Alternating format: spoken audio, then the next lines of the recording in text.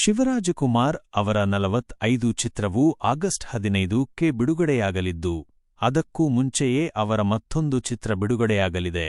ರವಿ ಬಸ್ರೂರು ನಿರ್ದೇಶನದ ವೀರಚಂದ್ರಹಾಸ ಚಿತ್ರವು ಏಪ್ರಿಲ್ 18ರಂದು ಬಿಡುಗಡೆಯಾಗಲು ಸಿದ್ಧವಾಗಿದೆ. ವೀರಚಂದ್ರಹಾಸವು ರವಿ ಬಸ್ರೂರು ಅವರ ಬಹುಕಾಲದ ಕನಸಾಗಿದ್ದು, ಇದು ಪೌರಾಣಿಕ ಯಕ್ಷಗಾನ ಪ್ರಸಂಗವನ್ನು ಆಧರಿಸಿದೆ. ಇದರ ಮೂಲಕ ಕರ್ನಾಟಕದ ಯಕ್ಷಗಾನ ಕಲೆ ಮತ್ತು ಸಂಸ್ಕೃತಿಯನ್ನು ದೊಡ್ಡ ಮಟ್ಟದಲ್ಲಿ ಪರಿಚಯಿಸುವ ಗುರಿಯನ್ನು ಅವರು ಹೊಂದಿದ್ದಾರೆ.